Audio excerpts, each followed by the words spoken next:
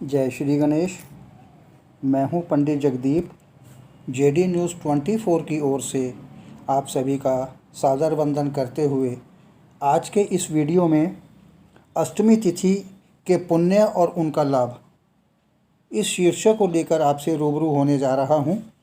तो आइए जानते हैं अष्टमी तिथि के बारे में, जिसका कि हमारे जीवन में पल पल पर प्रभाव रहता है। हिंदू पंचांग की 8वीं तिथि को अष्टमी कहते हैं। इस तिथि का विशेष नाम कलावती भी है, क्योंकि इस तिथि में कई तरह की कलाएं और विधाएं सीखना लाभकारी होता है। इसे हिंदी में अष्टमी, अठवीं और आठवीं भी कहा जाता है। यह तिथि चंद्रमा की 8वीं कला है। इस कला में अमृत का पान अजेकपात नामक देवता करते हैं। इस तिथि के निर्माण के समय सूर्य और चंद्रमा का अंतर 85 डिग्री से 96 डिग्री के अंश तक का होता है। वहीं कृष्ण पक्ष में अष्टमी तिथि के निर्माण के समय सूर्य और चंद्रमा का अंतर 265 से 275 डिग्री तक होता है। अष्टमी तिथि के स्वामी भगवान शिव माने गए हैं, किंतु अष्टमी तिथि माँ दुर्गा की शक्ति के लिए भी बहुत महत्वपूर्ण मानी गई है। इस तिथि में जन्मे जातकों को भगवान शिव और माँ दुर्गा की पूजा अवश्य करनी चाहिए। यदि अष्टमी तिथि बुधवार को पड़ती है तो मृत्युदा योग बनाती है। इस योग में शुभ कार्य करना वर्जित है। इसके अतिरिक्त अष्टमी तिथि मंगलवार को हो तो सिद्धा कहलाती है। ऐसे समय कार्य सिद्ध की प्राप्ति होती है। बताते चलें कि अष्टमी तिथि जया तिथियों की श्रेणी में आती है। शुक्ल पक्ष की अष्टमी में शिवजी का पूजन करना वर्जित है, किंतु कृष्ण पक्ष की अष्टमी में शिवजी का पूजन करना उत्तम माना गया है। चैत्र महीने के दोनों पक्षों में पड़ने वाली अष्टमी तिथि शून्य कहलाती है। अष्टमी तिथि में जन्मे जातक व जातिकाएं धार्मिक कार्यों में निपुण और दयावान होते हैं। इन्हें सदैव सत्य बोलना पसंद होता है। ये भौतिक सुख सुविधाओं में विशेष रुचि लेते हैं।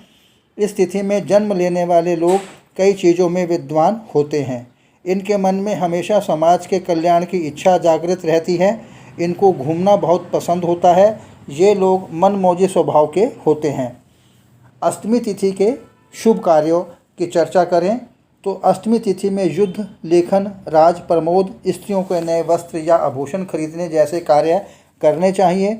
मान्यता है कि इस तिथि में अभिनय, नृत्य, गायन कला सीखने के लिए प्रवेश लेना भी शुभ होता है। इस तिथि में आप वास्तुकर्म, घर बनवाना, शस्त्र बनवाने जैसे कार्य प्रारंभ कर सकते हैं। इसके अतिरिक्त किसी भी पक्ष की अष्टमी तिथि में नारियल नहीं खाना चाहिए। तो आइए बात करते हैं हमारे जीवन में अष्टमी तिथि के महत्व को। श्री कृष्ण जन्माष्टमी। जन्माष्टमी का त्यौहार श्री कृष्ण के जन्मोत्सव के बारे में मनाया जाता है। देवकी की आखिरी संतान के रूप में भगवान श्री कृष्ण का जन्म भाद्रपद कृष्ण पक्ष की अष्टमी को हुआ। उनके जन्म के समय अर्धरात्रि में ही सूर्य के साथ साथ चंद्रदेव भी उदय हो रहे थे और उस समय रोहिणी नक्षत्र था। अहोई अष्टमी। अहोई अष्टमी व्रत कार्तिक मास की कृष्ण पक्ष की अष्टमी को आता है। इस दिन अहोई माता के पूजन का विधान है। इस तिथि का महिलाएं पुत्र प्राप्ति और संतान सुख की व्रत रखती हैं। अब बात करते हैं शीतला अष्टमी की। चैत्र माह के कृष्ण पक्ष की अष्टमी तिथि को शीतला अष्टमी मनाई जाती है। इस तिथि पर शीतला माता की पूजा की जाती है, जिससे चिकन पॉक्स या चेचक जैसे रोग दूर रहें। इस दिन बासी भोजन खाया जाता है। दुर्गा अष्टमी। नवरात्रि के अष्टमी के दिन माँ दुर्गा की अष्टमी शक्ति माता महागौरी की पूजन किया जाता है। इस दिन घर में कन्या भोज भी कराया जाता है। अब बात करते हैं सीता अष्टमी की। फाल्गुन मास के कृष्ण पक्ष की अष्टमी तिथि को सीता अष्टमी का पर्व मनाया जाता है। इस दिन धरती पर माता सीता का जन्म हुआ था। राधा अष्टमी। भाद्रपद की शुक्ल पक्ष की अष्टमी को राधा अष्टमी का पर्व मनाया जाता है। ऐसी मान्यता है कि इस दिन राधा जी का जन्म हुआ था। तो ये तो है अष्टमी तिथि का हमारे जीवन में प्रभाव और उनके लाभ।